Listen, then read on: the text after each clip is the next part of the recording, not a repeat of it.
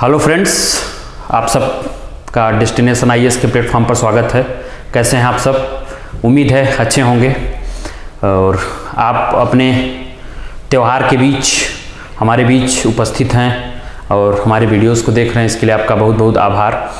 आज हम अपने वीडियो में बात करने के लिए उपस्थित हैं कि जो आईएएस और पीसीएस की तैयारी करने वाले छात्र हैं, जो अभी कॉलेज में एडमिशन ले चुके हैं, अभी 12th पास आउट किए हुए हैं, तो उनकी जो तैयारी है वो कैसे स्टार्ट हो और उस तैयारी के दौरान वो कौन कौन सी पुस्तकें पढ़ें। अक्सर इसको लेकर बाज़ार में एक भ्रम होता है मार्केट में या सोशल मीडिया प्लेटफॉर्मों पर कि जितने भी टॉपर्स होते हैं या जितने भी लोग तैयारी से जुड़े हैं, सब अपने अपने हिसाब से अपनी अपनी बुकें सजेस्ट करते हैं। तो हम भ्रमित हो जाते हैं कि कौन सी किताबें पढ़नी है, कौन से नहीं पढ़नी है। तो आज हम आपको बताएंगे कि कौन कौन सी किताबें हैं जिसको पढ़ी ही जानी चाहिए, जो सभी टॉपर्स पढ़ते ही हैं। वो कॉमन बुक है, वो सब टॉपर्स सजेस्ट करते हैं। उसको आप अगर पढ़ेंगे तो आपको भटकने की ज़रूरत नहीं पड़ेगी। इसके बाद आप एड ऑन जो करते जाएंगे वो अन्य किताबों या अन्य पुस्तकों से एड ऑन करेंगे, लेकिन बेसिक चीज़ें आपकी वही रहेंगी, वो नींव के पत्थर का काम करेंगी। उसके बिना आपको सिलेक्शन लेना थोड़ा मुश्किल पड़ेगा। नामुमकिन तो नहीं कहेंगे, मुश्किल जरूर कहेंगे। तो उन पुस्तकों के बारे में आज हम बात करेंगे कि जो पढ़ी जाने योग्य हैं और पढ़ी जानी ही चाहिए आपकी तैयारी के दौरान। तो इस वीडियो के बाद मुझे लगता है कि आपकी जो समस्या होगी बहुत हद तक सॉल्व हो जाएगी। सबसे पहले अगर आप तैयारी शुरू कर रहे हैं, नए छात्र हैं, एकदम तैयारी के बारे में कुछ भी नहीं पता है, तो आप एनसीईआरटी पुस्तकों का नाम सुने होंगे। जिस माध्यम के आप हैं, दोनों माध्यम में उपलब्ध है, हिंदी और इंग्लिश। तो एनसीईआरटी की किताब जाएँ आप मार्केट से खरीद कर लाएँ। कक्षा 6 से 12 तक, एनसीईआरटी कक्षा 6 से 12 तक आप पढ़ सकते हैं, 6 to 12। और जो 6 से 12 तक आप एनसीईआरटी लाएंगे वो न्यू एनसीईआरटी होनी चाहिए। ये न्यू एनसीईआरटी 2006 के सिलेबस बदलने के बाद से आई है। मार्केट में वही उपलब्ध भी है, ओल्ड आपको मिलती भी नहीं है। कुछ बच्चे ओल्ड और न्यू को लेकर भी परेशान होते होंगे, उस पर भी हम बात करेंगे। तो न्यू एनसीईआरटी 6 से 12 तक आपको लाके पढ़नी है और कौन कौन सी सब्जेक्ट की पढ़नी है वो भी आपको बता देते हैं। अगर आप इसमें देखेंगे तो आपको 3-4 सेगमेंट जो इंपॉर्टेंट है, जो पीटी मेंस इंटरव्यू हर जगह काम आते हैं। इसमें है हिस्ट्री, पॉलिटी, जियोग्राफी, इकोनॉमिक्स। तो हिस्ट्री की आपको 6 to 12 की पढ़नी है, पॉलिटी की 6 to 12 पढ़नी है, ज्योग्राफी की 6 to 12 पढ़नी है और इकोनॉमिक्स की 6 to 12 पढ़नी है। लेकिन अगर आप कंफर्टेबल हैं 9 से, तो आप 6 से 8 तक की बुक को इग्नोर कर सकते हैं अगर आपका बेसिक कंप्लीट है। लेकिन अगर पढ़ना चाहें तो पतली पतली किताबें हैं, 2-2, 3-3 घंटे में खत्म हो जाएंगी। लेकिन 11th 12th की जो बुकें हैं, अगर 6 से 10 तक अगर आप नहीं पढ़ना चाहते तो 11th 12th की जो बुक है उससे जरूर पढ़िए। उसे आप इग्नोर मत करिए, क्योंकि अधिकांश यूपीएससी प्री और मेंस में सवाल बनाती है, तो वहीं से सवाल कुछ बनते हैं, आपकी बेसिक अंडरस्टैंडिंग भी वहीं से बनती है।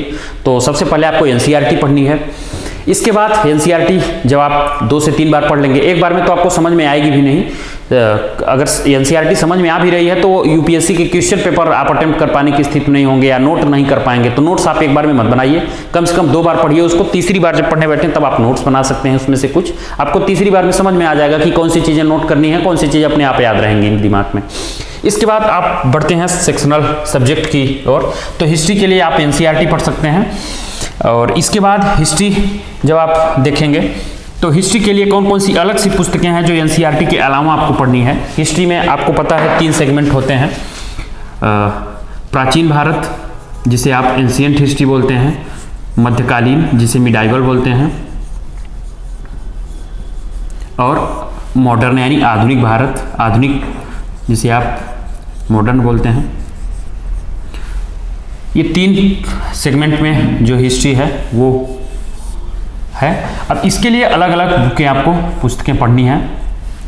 एनसीईआरटी की आप नई पुस्तकें पढ़ लिए हैं, इसमें आपको सब कुछ ये चैप्टर्स मिल जाएगा। इसके बाद आप देखेंगे तो जो प्राचीन वाला सेगमेंट है, इसमें रामशरण शर्मा की पुस्तक आप पढ़ें। शर्मा, ये इनकी किताब आती है एनसीईआरटी की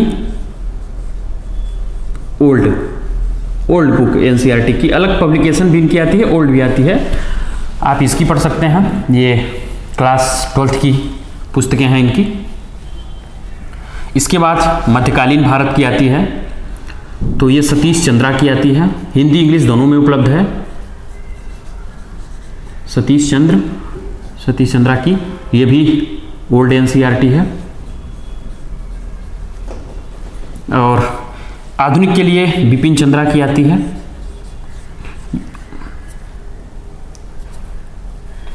बिपिन चंद्रा, इनकी भी वही सेम ओल्ड एनसीईआरटी है, तो इसको आपको पढ़ना है। इनकी सबकी अलग से पब्लिकेशन भी आती है और एनसीईआरटी की पुरानी किताबें जो 2006 से पहले छपी थी वो भी आपको मार्केट में मिल जाती हैं। अगर एनसीईआरटी की नहीं मिल रही हैं तो सेम कंटेंट आप पब्लिकेशन वाले छाप देते हैं तो उनका पब्लिकेशन का नाम हो जाता है। इसके बाद इसकी एक किताब है स्पेक्ट्रम, आधुनिक भारत का इतिहास। इसको आप जरूर पढ़ें, पीटी और मेंस दोनों के लिए। अगर आप इसको पढ़ रहे हैं तो ठीक है, अगर इसको आप नहीं पढ़ना चाह रहे हैं तो इसको पढ़ सकते हैं। इन दोनों में से कोई एक रिप्लेस कर सकते हैं, लेकिन स्पेक्ट्रम ज़्यादा सर्वमान्य मानी जाती है, टॉपर्स भी अधिकांश इसको रिकमेंड करते हैं। तो इसको आपको प्रीलिम्स के लिए तो पढ़ना ही है। मेंस पर्सपेक्टिव से बिपिन चंद्रा भी पढ़ सकते हैं आप। तो हिस्ट्री की ये बुकें हो गई जो आपको पढ़नी ही पढ़नी, इसको आप इग्नोर नहीं कर सकते हैं। इसके बाद हिस्ट्री में ही एक पार्ट आता है कला और संस्कृति, कला एंड संस्कृति। तो जो कला संस्कृति वाला पार्ट है वो इन मध्यकालीन, प्राचीन और आधुनिक की जो कलाएं हैं, जो संस्कृतियां हैं, अधिकांश ये दो सेगमेंट आते हैं, प्राचीन और मध्यकालीन। तो इसकी जो कलाएं हमारी हैं, उस दौरान संस्कृतियां थी, उसके बारे में सवाल जो पूछा जाता है, उसके लिए आप नितिन सिंघानिया की पुस्तक पढ़ सकते हैं। नितिन सिंघानिया, ये पब्लिकेशन वाली बुक है और इसी में एक एनसीईआरटी आती है फाइन आर्ट की, क्लास 11th, ये एनसीईआरटी है। हिंदी में इसको ललित कला का परिचय बोलते हैं। तो इसको आप पढ़ सकते हैं, फाइन आर्ट की 11th क्लास की। तो ये आपको हिस्ट्री वाला जो सेगमेंट है, इसको आपको इस बुक से पढ़ना ही है। इसके अलावा आपको कोई बुक नहीं पढ़नी है, यहीं से यूपीएससी सवाल बनाएगा।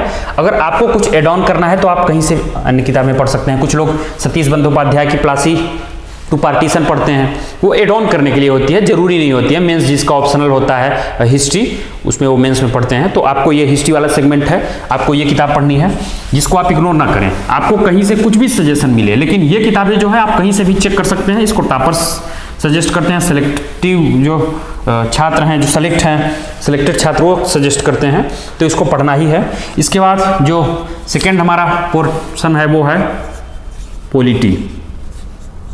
तो एनसीईआरटी तो पॉलिटी के लिए मैंने आपको पहले ही बता दिया, 4, उसको पढ़ना ही है। अब जो मेन बुक है उसमें है लक्ष्मीकांत, वो हिंदी इंग्लिश दोनों में उपलब्ध है, एम लक्ष्मीकांत की।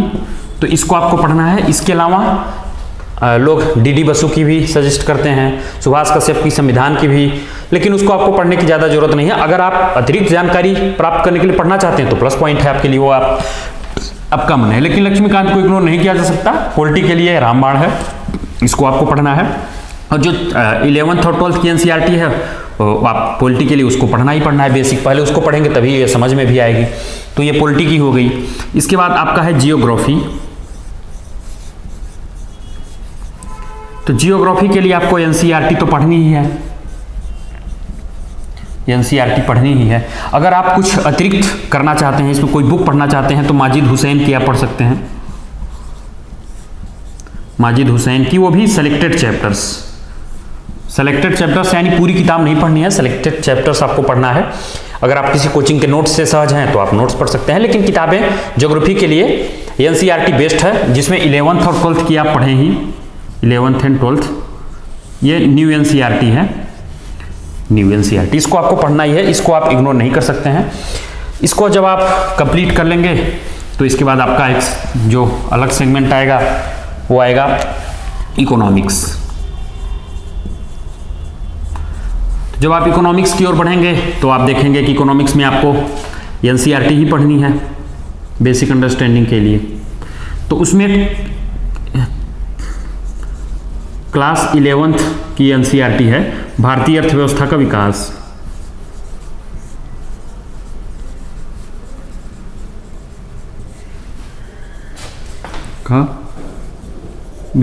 भारतीय अर्थव्यवस्था का विकास आपको पढ़ना है। वो वाली 11th की एनसीईआरटी आपकी बेसिक अंडरस्टैंडिंग बना देगी। इसके बाद अगर आप किताब पढ़ना चाहते हैं तो इकोनॉमिक्स पर बहुत सारे लोग बहुत सारी किताबें सजेस्ट कर देते हैं, जिसमें एक रमेश सिंह हैं, तो उनकी किताब लोग कहते हैं कि बहुत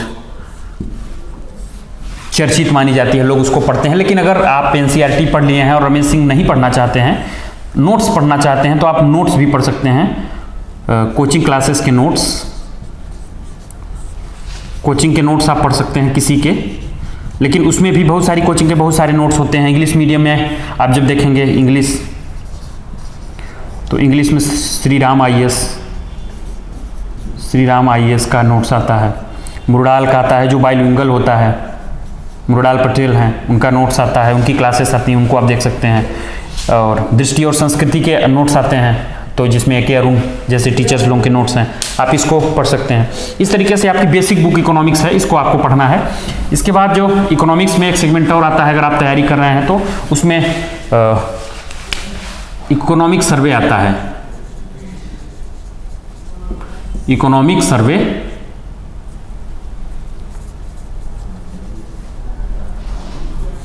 इकोनॉमिक सर्वे और बजट, इसको आपको पढ़ना होता है। तो इकोनॉमिक सर्वे और आप बजट पढ़ेंगे जब आपको जिस साल एग्जाम देना होगा, उसको भी एड ऑन करना होता है, वो मुख्य पार्ट होता है। इकोनॉमिक्स के लिए इतना सफिशिएंट होता है। इसके बाद आपका एक सब्जेक्ट बच रहा है जो इम्पोर्टेंट है, science and tech, science and technology. ये पीटी मेंस दोनों में पूछता है। तो इसमें आपको कोई बुक पढ़ने की जरूरत नहीं है, आप क्लास नोट्स, किसी के कोचिंग के क्लास नोट्स या कोचिंग के नोट्स पढ़ सकते हैं किसी के, या क्लासेस अगर आप करना चाहें तो हमारे डेस्टिनेशन में भी जो टीचर पढ़ाते हैं साइंस टेक आपकी बेसिक कंप्लीट करा देते हैं। तो आप यहाँ से अगर पढ़ना चाहें तो यहाँ से भी पढ़ सकते हैं, या किसी अन्य कोचिंग से अगर आप पढ़ रहे हैं तो वहाँ के क्लास नोट्स को रेफर कर सकते हैं। किताबें बहुत ज़रूरत नहीं है, इसमें करंट अफेयर्स की ज़्यादा भूमिका होती है। करंट अफेयर्स यानी जो समसामयिकी जिसे बोलते हैं। तो करंट अफेयर्स आपको 1 ईयर का या 1 to 2 ईयर का, 2 ईयर का आप करंट अफेयर्स पढ़ सकते हैं।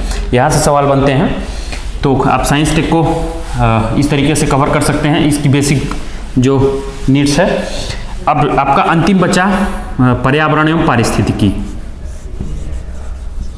इसके लिए बड़ा भ्रम होता है, इन्वायरमेंट जिसे बोलते हैं।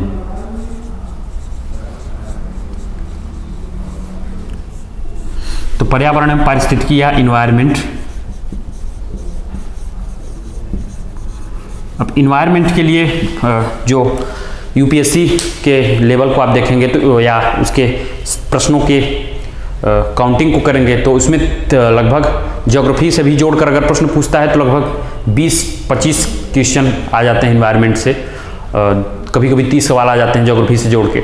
चूँकि इसका जो प्रीलिम्स होता है यूपीएससी का, वो इंडियन फॉरेस्ट सर्विस के प्रीलिम्स को मर्ज कर दिया गया है, दोनों का एक ही प्रीलिम्स होता है। तो वहाँ के जो बच्चे हैं उनको वेटेज देने के लिए इन्वायरमेंट वाले सेक्शन से प्रश्न की संख्या बढ़ा देता है।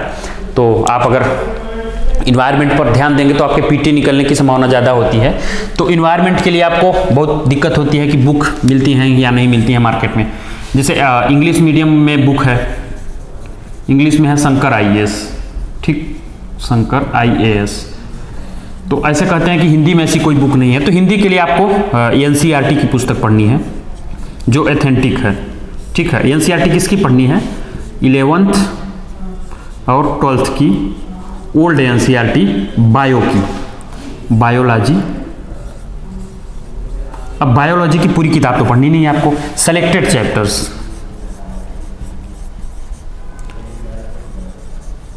सेलेक्टेड चैप्टर्स क्या पढ़ने हैं? कुछ ऐसे चैप्टर आपको मिल जाएंगे उसमें 11th और 12th की ओल्ड एनसीईआरटी, कुछ न्यू में भी सेलेक्टेड चैप्टर्स हैं, न्यू जो है उसमें। तो 8, 10, 15 सेलेक्टेड चैप्टर्स होंगे, उसके मार्केट में जीराक्स मिल जाते हैं, या अगर आप कहीं से कोचिंग संस्थान वाले भी अपना उसी को जीराक्स करा के बेच देते हैं, या आप किताब अगर आपके पास है तो उसके सेलेक्टेड चैप्टर्स आप पढ़ लेंगे। चूंकि यूपीएससी जो ट्रेंड है वो बदलती रहती है, तो आजकल वो करंट अफेयर से पहले पूछती थी इन्वायरमेंट वाला सेक्शन, अब वो थोड़ा सा बेसिक कंसेप्ट पर पूछती है। तो आपको एनसीईआरटी के सेलेक्टेड चैप्टर्स जो बायो वाले हैं, उससे आपका साइंस टेक वाला भी कुछ साइंस का जो बेसिक है वो कवर हो जाएगा। तो कुछ वहाँ से इन्वायरमेंट वाले चैप्टर्स आप पढ़ सकते हैं। तो इसके लिए आपको ये सफिशिएंट है। और इंग्लिश में अगर आप शंकर आईएएस पढ़ना चाहते हैं तो पढ़ सकते हैं। हिंदी में एक बुक सजेस्ट की जाती है हिंदी के लिए, क्योंकि हिंदी पट्टी के अधिकांश छात्र पशुपेश में रहते हैं, तो हिंदी के लिए आपको शंकर आईएएस का जो इन्वायरमेंट का सेगमेंट है, उसकी जो बुक है उसको कॉपी किया है दृष्टि ने। दृष्टि जो कोचिंग संस्थान है, दृष्टि द विजन, उसकी क्विक बुक आती है, क्विक बुक जो इन्वायरमेंट की आती है, इन्वायरमेंट की दृष्टि की कुक बुक आती है, उसने लगभग उसको कॉपी ही किया है। तो आप उसको अगर पढ़ते हैं और साथ साथ एनसीईआरटी भी पढ़ते हैं तो आपकी शंकर आईएएस को ना पढ़ पाने की, चूंकि आप हिंदी के हैं, तो ये आपकी समस्या अधिकांश सॉल्व हो जाती है। इसको आप प्रेफर कर सकते हैं। अच्छी चीज़ें कहीं से अगर मिलें तो उसको कलेक्ट करना है, तो दृष्टि ने इसको कलेक्ट कर लिया है, तो अच्छी बात है, आपके लिए उपलब्ध है ये। बाकी इसका ट्रांसलेशन है वो इतना गंदा है कि वो आपको पढ़ने लायक है नहीं। मार्केट में जो ट्रांसलेशन मिलता है तो आपको ये यहाँ से कर लेना है। और ये जो अधिकांश सवाल यूपीएससी बना रही है 11-12 की ओल्ड एनसीईआरटी के कुछ चैप्टर हैं, वहाँ से ही सवाल पूछ रही है। 21-22 में भी वहाँ से सवाल पूछा गया था। तो अगर आप इस किताब को पढ़ लेते हैं एनसीईआरटी के कुछ चैप्टर्स को जो बायोलॉजी वाली है इन्वायरमेंट के लिए, तो आपका कवर हो जाएगा। तो इस तरीके से आपका ये जो बुक का जो प्रॉब्लम है वो सॉर्ट आउट हो गई कि हम कौन सी किताबें पढ़ें, कैसे करें। तो सबसे पहले तो आपको एनसीईआरटी पढ़ना है, एनसीईआरटी आपका बेस बना देगी। और एनसीईआरटी पढ़ने के बाद अगर आप मेन बुक की ओर बढ़ेंगे तो आपको समझ में भी चीज़ें आएंगी। इन किताबों को जिनको मैंने बताया आप कहीं से भी चेक कर सकते हैं, परफेक्ट हैं ये किताबें और सभी टॉपर्स द्वारा सजेस्टेड की जाती हैं, तो इसको आपको पढ़ना है। और बाकी अगर आप उसमें एड ऑन करने के लिए अन्य जो भी किताबें पढ़ते हैं वो आपकी मर्जी के ऊपर निर्भर करता है, लेकिन आप कोशिश करिएगा कि एक ही टॉपिक पर कई किताबें पढ़ने से बचें। जैसे आप लक्ष्मीकांत पढ़ रहे हैं तो इसके बाद अन्य किसी पब्लिशर्स की या अन्य कोई पॉलिटी पर कोई किताब पढ़ेंगे तो उसमें बहुत सारी चीज़ें अपने अपने पॉइंट ऑफ व्यू से लेखक लिखता है, तो उसमें अंडरस्टैंडिंग में आपको थोड़ा सा एडजस्ट करना पड़ेगा। कभी कभी कंटेंट भी अपना कुछ जोड़ देता है। तो आप कोशिश करिए कि एक ही किताब पढ़िए, उसको कई बार पढ़िए। 10 किताब आप 10 बार पढ़ेंगे, इससे अच्छा कि एक किताब कई बार पढ़िए, तो सवाल जो आपके होंगे उस किताब से अधिकांश मैच कर जाएंगे। कुछ आप अपने दिमाग का उपयोग करके सवालों को अटेम्प्ट कर पाएंगे, क्योंकि आपका सिलेक्शन लेना यूपीएससी में ध्येय है। आपको सामान्यज्ञ बनना है, विशेषज्ञ नहीं बनना है। तो आपको बहुत ज़्यादा नॉलेज कलेक्ट करने की जरूरत नहीं है। आपको प्रोफेसर नहीं बनना है कि इधर से पढ़ लें उधर से पढ़ लें। अगर कोई पढ़ने में रुचि रखता है तो बाहर की चीज़ें पढ़ सकता है। तो किताबों में आपको बहुत ज़्यादा भटकना नहीं है, इतनी किताबें पढ़नी है। इसके बाद आप एड ऑन करने के लिए कहाँ से क्लास करते हैं, कहीं से नोट्स लेते हैं, वो आपके ऊपर निर्भर करता है। तो ये हमारी बुक लिस्ट रही और आपने अपना अमूल्य समय निकाला, इसको देखा, तो आप एक कृपा और कर दीजिए कि आप अपने मित्रों तक शेयर कर दीजिए, इस चैनल को लाइक कर दीजिए, सब्सक्राइब कर दीजिए और अधिक से अधिक लोगों तक फॉरवर्ड कर दीजिए, ताकि हमारा उत्साहवर्धन होता रहे और नए नए टॉपिक्स पर लेकर हम वीडियोस बनाते रहें। बहुत जल्दी हम अपने चैनल के माध्यम से और नई इनिशिएटिव लेंगे, तो आपको पता चल जाएंगी। तो अब तक के लिए इतना ही, मिलेंगे अगले वीडियो में अगले टॉपिक पर। धन्यवाद।